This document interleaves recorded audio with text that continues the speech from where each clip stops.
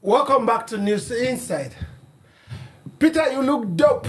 Yes, we're going to court. We're going to court. All right, you're welcome. Yeah. As usual, my dude. Thank you very, very much.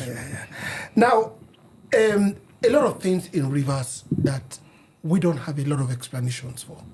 And I think one of the things we should have had is what is the mandate given to the sole administrator to do.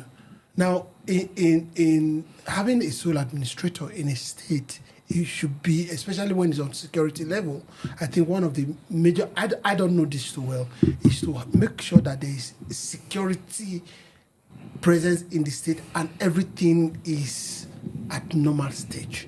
But this sole administrator is quite different from that. He has sacked all appointed officials. He has dissolved a council of what do they call it again? Chiefs or so. He has brought down everything. And not only that now, he has gone ahead to appoint sole or caretaker chairman for the local government. Is this within his purview? You see, there is something. Let me not mention his name because it's not part of it. One of our politicians said one time, referencing Indian proverb, he said that if you are sleeping, no matter how deep you sleep, Yes. it is still easy to wake you. Yes. Before we make noise, carry you, pour water on you, do all that, you wake up.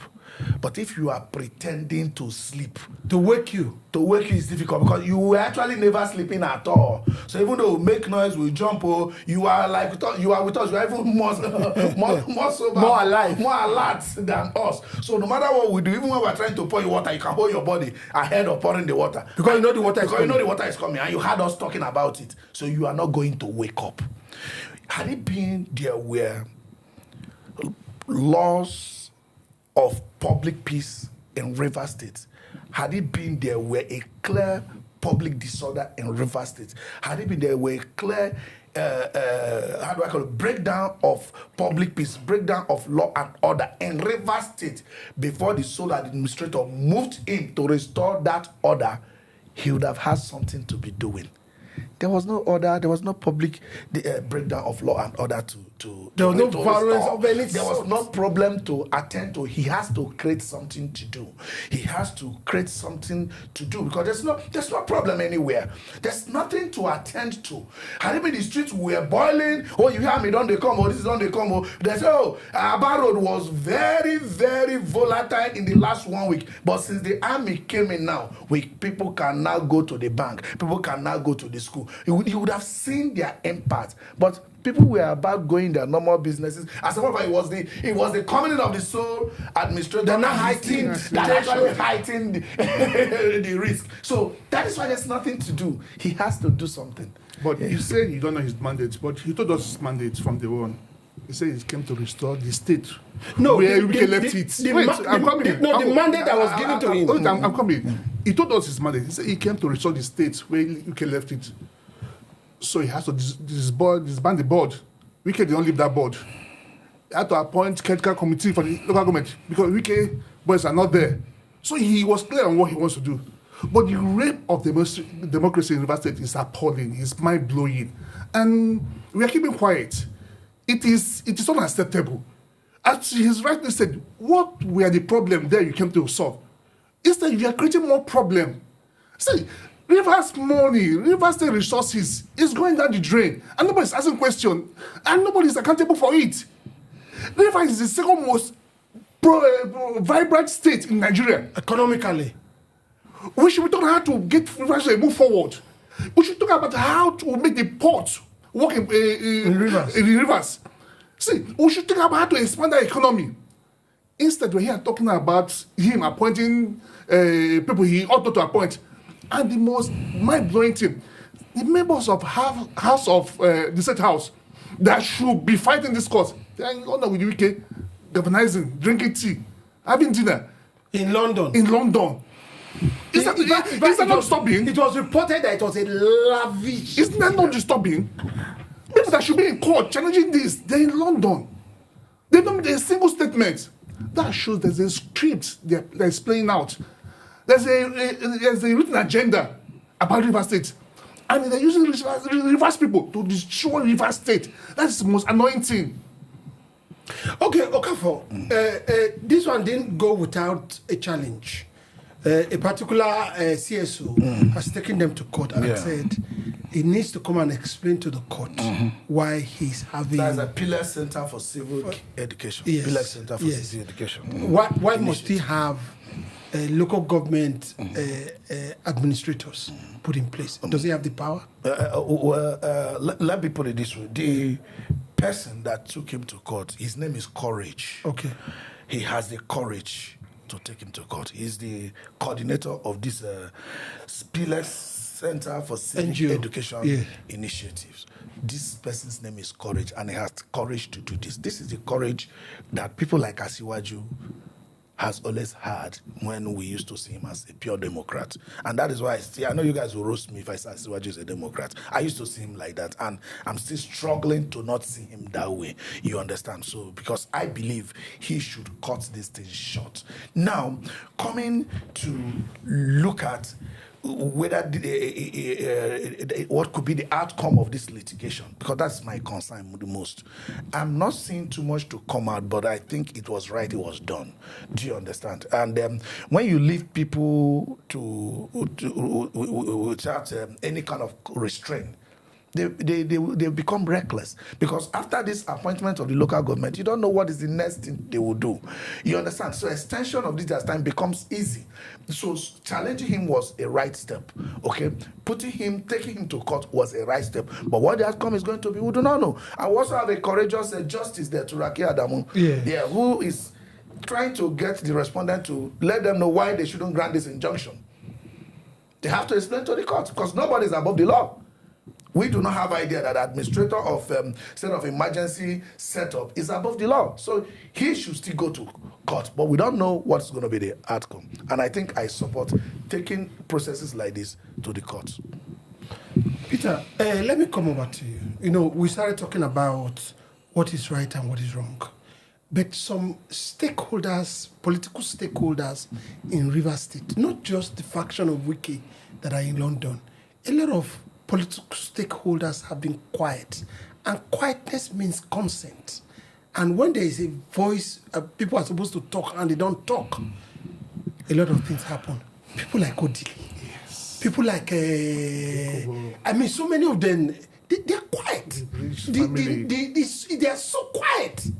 I don't know River State people to be like that. Why? Why this quietness? Of a truth, I'm amazed by all this quietness. See, Obi said something there. I think we discussed it yesterday. If you keep quiet, he said something yesterday when he had that meeting. People should speak up. If you don't speak up, nothing will change. So you speak. If you speak or you don't speak, you die. Speak. See, things are going wrong. Yes, some of us believe that when they speak, they might not get the desired result. But that does not stop you from speaking. Let's this thing be in public discourse. Let's talk about it every day. It is wrong. The people of River State, they should speak up. The other statement in River State, they should lead this fight from the front. They should speak up. They are raping their state. They should speak up. Because while we are talking now, it's starting from River State. Before you know it, you cascade to other states. We should speak up. We should fight. We should talk about this. It is wrong. It's not acceptable. It's a rape of democracy. It's not acceptable. See, this thing Wike is doing, it's not going to live forever. He is destroying the same state he claims that he loves. Don't you know what is happening to the economy of River State as we speak today? Everything stands still. Now, this man is busy dissolving boards. Do you know one of these boards he has dissolved? The electoral body of River State. He has dissolved the board and he's appointed another person to talk about the board so that he will conduct election to get wicked boys on board. Does he have the mandate to conduct election? But he has dissolved the board and he has even reconstituted the board. And I wonder why should they even release those money? Because the Supreme Court has said if you don't have an elected official on local level, money should not be released to them. So how all of a sudden? So money shouldn't be like Rivers money shouldn't be released to them. Okay, Okafor, in 2009 to 2017, we had PDP in power. They did whatever they could do. 1999 to 2007. to 2015, actually. But good luck left 2015. No, I'm talking about the Obasanjo administration. Okay. So the Obasanjo administration was there for 8 years. Am I correct? Yeah. We had the Anambra issues. We had the Plateau issues. We had the Lagos issues. Now in Lagos, even by ESA, at a point by ESA. Now we didn't see them have a flagrant disrespect for the constitution. Then Yaradua came in. Good luck. They had so much respect for the rule of law, but this administration, this particular political party, doesn't have regards for the constitution of Nigeria. What led to this? You know, that is why this case that the 11 PDP governors took to the Supreme Court is going to be a saving grace, at least for us. You know, you said it yesterday. It's going to be a saving grace that even though the justices decide to submit our democracy to military rule, fine. Today is Rivers. Yes. Tomorrow it can be Lagos. Yes. It can be any state. It can be Oyo. It can be Oyo. It can be Bauchi. It can be Kaduna. So, you know, during the Obasanjo era, we criticized that impeachment were carried out by muzzling the House of State House. I think that one is even better than this military rule. They're like the one they did to Alemi Asia and Co. and all that, you know. It's a lot better because at least it was the action by Democrats who should know whether they should change themselves or not. No, but now this sole administrator now going into the governance of the state and doing all this, well, we cannot sit here and say that is they don't have regard for the Constitution because they believe that's where they derive their power from. I started by saying the Supreme Court will eventually let us know. Let us see at the end of the day. My only worry is that the things they even put there didn't include the actions taken through the process. For example, using void vote to ratify the state emergency, yes, two-third vote, because the Constitution made it clear that the ratification, that the two-third of the National Assembly, yes, two-third of the National Assembly. And they must form a quorum. Yes, two-third. I don't know how you use voice to count two-third. Once you hear two-third, what comes to you is discrete voting by identity, by numbers, whichever way. And it's submitted. Yeah, each person must be counted in some form, whether electronic counting or whichever counting, so that you can apply the number of those that voted yes against the total number of those that voted and see if you can arrive on the two-third of the value. How did they arrive at that two-third with the voice vote? So I think that one should have also been included in their challenge so that all this will be clear to us at once, you know. We've not seen much of the administrator addressing the press, really. Is it that he undermines the people? No. Your last. No, it's not like he undermines people. If I address the press and someone like Rufai is there, you ask direct questions. So he's trying to avoid those questions that will come, unplanned questions. But they just keep on doing what they want to do. Yeah, because he will be embarrassed if he faces the press. They will ask him unplanned questions, and he needs to answer it. But it's true that we should respect the Constitution. We should do what's right for River State. River State is suffering, and it isn't right. Okay. Port Harcourt or River State on the front burner every day, and until this issue of administrator, no administrator, suspension, no suspension is solved, we'll keep talking about it. Most of the time, I think they just take people for granted and say, don't worry, they will soon be used to it, it will go away.